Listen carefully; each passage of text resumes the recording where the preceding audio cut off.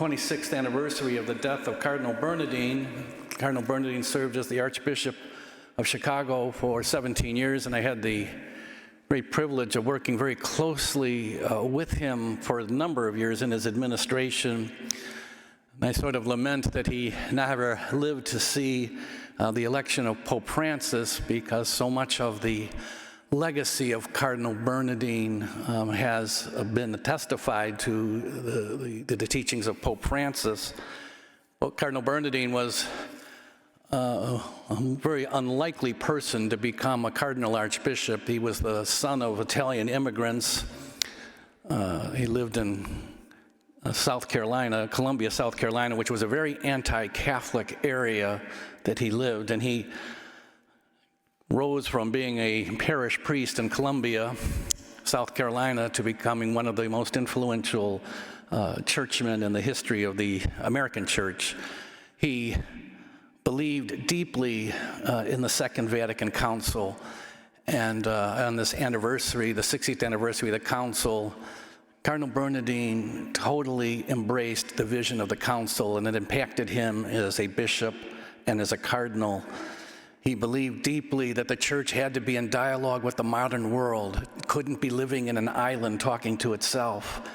He believed passionately in the liturgical reforms, encouraging more participation of lay people in the Eucharist, and to restore the Eucharist to more closely resemble how it was celebrated in its earliest forms.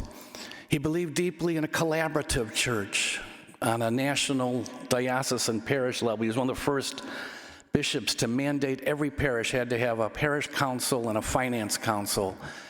And there are still parishes that don't have finance councils and parish councils. He believed deeply in ecumenical and interfaith dialogue. He had a tremendous love of the Jewish community, and they grieved deeply at the time of his death. He believed and was a great teacher of what was known as the seamless garment of life. This was very controversial at the time, but he believed deeply that the church, if it's truly pro-life, has to be a strong advocate of life from the moment of conception through our earthly journey and our transition from this existence to eternal existence. And this meant taking on strong positions of advocacy for those who are most marginal and isolated in our society, linking all of these questions ultimately to the conviction that life is sacred throughout its journey. He believed in dialogue. You know, the church was deeply divided, as it is today, between factions in the church. And he called for the Common Ground Initiative to have people just start talking to each other, you know. Just because you're talking doesn't mean that you're conceding, but sometimes in dialogue we begin to understand where people are coming from, and that conversation can lead to healing and new perspectives and new possibilities.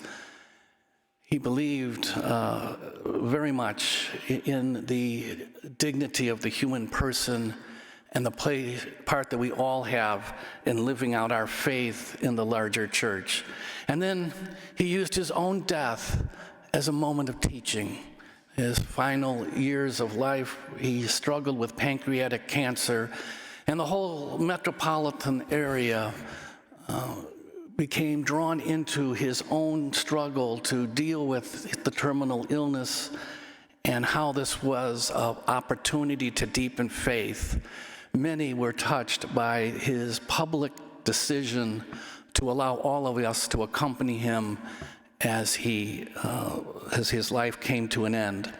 Today we acknowledge so many of the elements of his vision and teaching as speaking continually to us in this time of 2022.